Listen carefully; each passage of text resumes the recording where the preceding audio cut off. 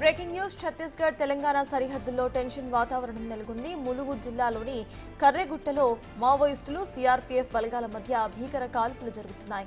కర్రెగుట్టలో మావోయిస్టులు ఉన్నారు అన్న సమాచారంతో ఛత్తీస్గఢ్ తెలంగాణ పోలీసులు జాయింట్ ఆపరేషన్ ను చేపట్టారు. ఛత్తీస్గఢ్ తెలంగాణ వైపు నుంచి ఒకేసారి చుట్టుముట్టారు సిఆర్పీఎఫ్ జవాన్లు. దాంతో భారీ ఎన్కౌంటర్ కొనసాగుతోంది. ఈ ఎన్కౌంటర్ ప్రొఫెసర్ హరగోపాల్ స్పందించారు. ఒకసారి అసలు ఆయన ఏమన్నారో ఇప్పుడు చూద్దాం. నిన్న జార్ఖండ్లో ఇవాళ సుక్మాలో మళ్ళీ కాల్పులు జరుగుతున్నాయని వార్తలు వస్తున్నాయి. ఒకవైపు శాంతి చర్చల ప్రస్తావన ఉంది.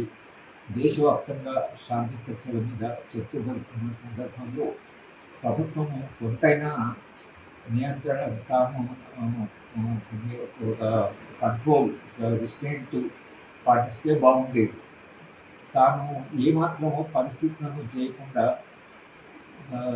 సుక్మా ఛత్తీస్గఢ్ యొక్క ముఖ్యమంత్రి ఉప ముఖ్యమంత్రి చర్చలకు వచ్చిన నా దగ్గరికే రావచ్చు, మేము మాట్లాడిన సిద్ధమని అన్న తర్వాత దానికి కావలసినటువంటి పరిస్థితులను సృష్టించవలసిన బాధ్యత ఛత్తీస్గఢ్ ప్రభుత్వం కనుక సంయమనం పాటించాలని, తర్వాత శాంతి చర్చలకు కావాల్సిన వాతావరణం కావాలని దేశవ్యాప్తంగా జరుగుతున్న చర్చకు తప్పకుండా ఛత్తీస్ గవర్నమెంట్ స్పందించాలి అనేది మా డిమాండ్. నిన్న ఇటీవల అబూజ్మడ్లో డీఆర్జీ బలగాలు విస్తృతంగా గాలింపును మొదలుపెట్టాయి. వరుస ఎదురు దెబ్బలతో మావోయిస్టులు కర్రెగుట్టలకు మకాం మార్చినట్లుగా గుర్తించే బలగాలు. పైగా ఈ కర్రెగుట్టల వైపు ఆదివాసీలు రావద్దంటూ ఇటీవల ఒక లేఖను కూడా రిలీజ్ చేశారు. కర్రెగుట్ట చుట్టూ పేలుడు పదార్థాలు అమర్చినట్టుగా హెచ్చరించారు.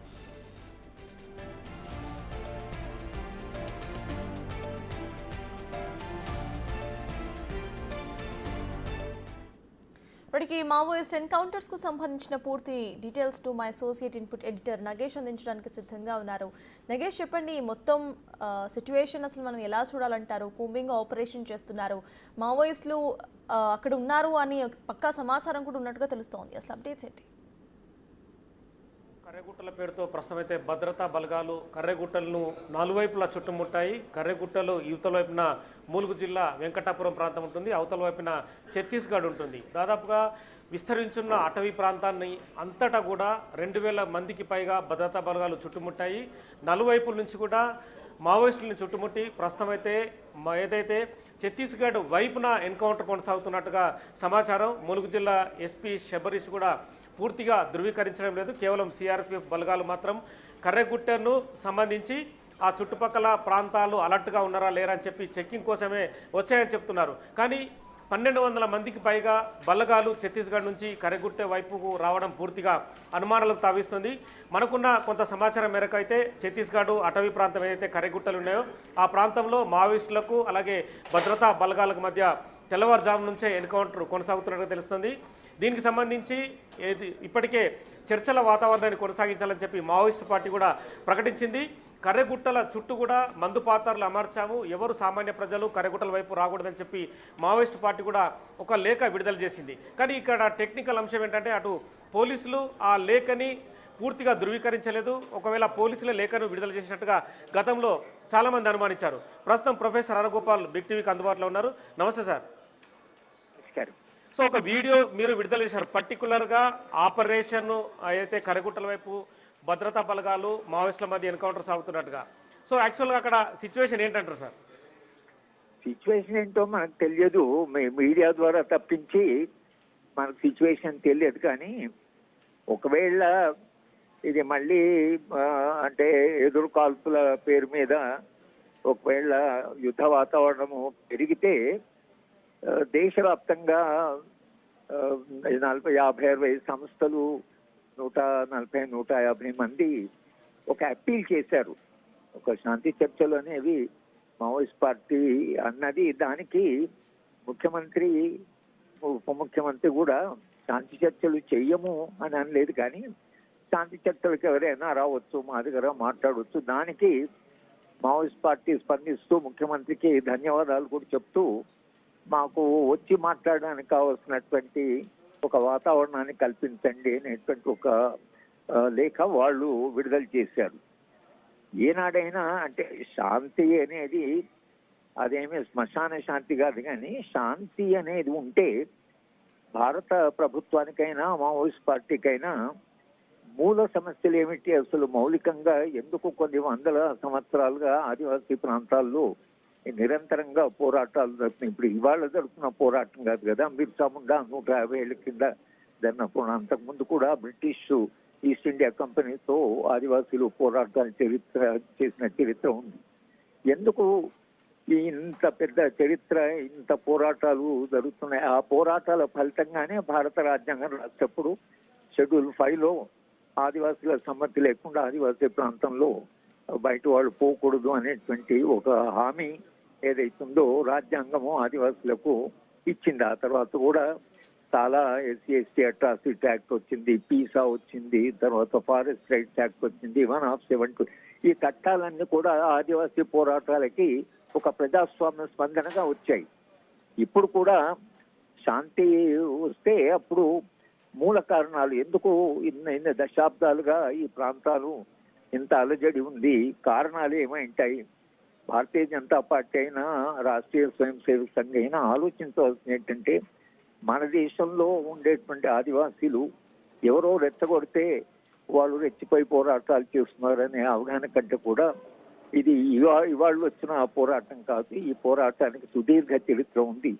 ఎందుకు ఇంతకాలంగా ఈ దేశంలో ఆదివాసీలు ఎందుకు పోరాటాలు చేస్తున్నారు అనేటువంటి అంశం ఏదైతుందో దాని గురించి ఆలోచించడానికి శాంతి ఒక అవకాశం. శాంతి అనేది ఎప్పుడైనా ఈ విధంగా ఈ మధ్య 2 మీటింగ్లు అటెండ్ చేశారు. మొదటేమో శాంతి చర్చలకు సంబంధించి కొంతమంది పౌరాకుల నేతలు పాల్గొన్నారు, అందులో మీరు కూడా ఉన్నారు. మళ్ళీ ఈ మధ్య కాలంలో ఎమ్మెల్సీ కోదండరాం కావచ్చు, చాలా మంది పౌరాకుల నేతలతో పాటు అందులో మీరు కూడా కూర్చుండి శాంతి చర్చలకు సంబంధించి ఒక ఇంపాక్ట్నెస్ అయితే తీసుకొచ్చారు. కానీ ఒక రాష్ట్ర ప్రభుత్వం తెలంగాణ మాత్రమే శాంతి చర్చలకు ఒప్పుకుంటే కుదరదు కదా, ఛత్తీస్గఢ్, మహారాష్ట్ర, కర్ణాటక, ఆంధ్రప్రదేశ్, సో చుట్టుపక్కల రాష్ట్రాల ముఖ్యమంత్రులు కానీ కేంద్రం కానీ శాంతి చర్చలకు ఒప్పుకుంటేనే ఆపరేషన్ కగార్ అనేది ఆగే అవకాశం ఉంటుంది. అట్లా కాదు కదా, ఇవాళ ముఖ్యమంత్రులు పాల్గొనేటువంటిది ఎప్పుడు ఇందిరాగాంధీ ప్రధానమంత్రి అయినప్పుడు ముఖ్యమంత్రులు పాల్గొని ఆమె ముఖ్యమంత్రుల చేత అసలు అప్పుడు ఎన్నుకోబడ్డది ఆమె. దాదాపు అప్పుడున్నటువంటి మన సమాఖ్య వ్యవస్థ వేరు, ఇప్పుడు ఉండేటువంటి సమాఖ్య వ్యవస్థ వేరు. ఇప్పుడు కేంద్ర ప్రభుత్వమే డైరెక్ట్గా దీంట్లో జోక్యం చేసుకున్నది కాబట్టి మీరు వాళ్ళు జోక్యం చేస్తుంది కాబట్టి ఇది కేంద్ర ప్రభుత్వానికి తర్వాత సమాజానికి చర్చలు జరగాల్సిన అవసరం ఉంది. సమాజంలో కొందరు చొరవ తీసుకొని వాళ్ళు ప్రధానమంత్రిని కానీ హోంమంత్రి కానీ దేశ అధ్యక్షురాలని కానీ కలిసి శాంతి చేయడం వలన సమాజానికి దానివల్ల ప్రయోజనం ఏంటని ఒక చర్చలు చేయండి అని చెప్పడం కొరకని విజ్ఞప్తి చేయడం కొరకని ఒక ప్రయత్నం జరుగుతున్నది.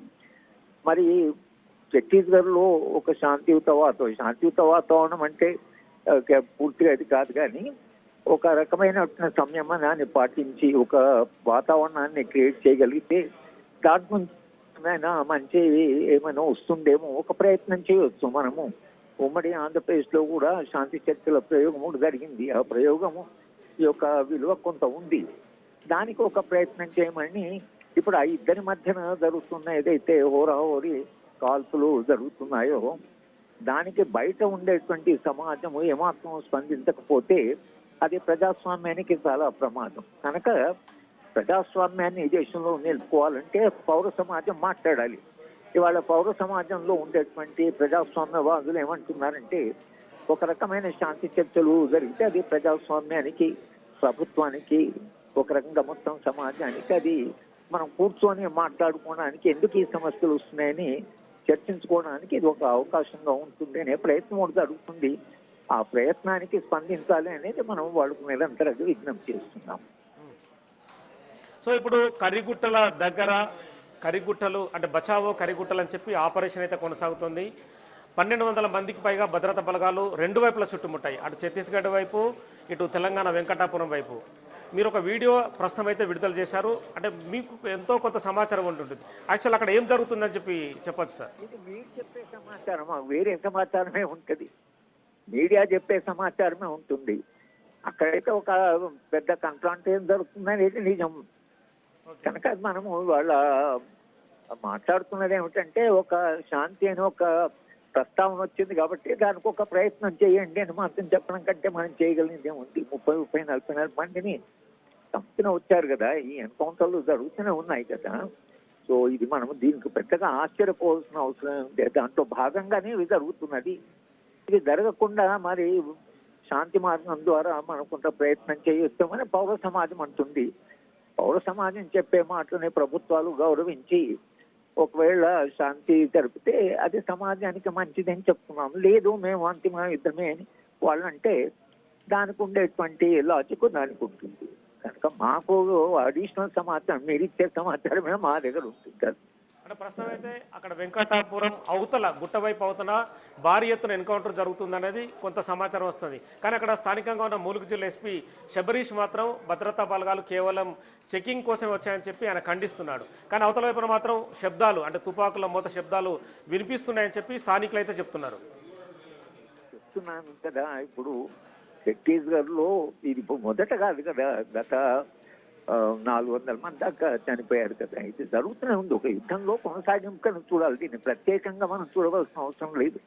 దాంట్లో కొనసాగింపు ఇది కొనసాగింపుగా చూస్తున్నాం కనుక సమాజము లేక స్పందించింది.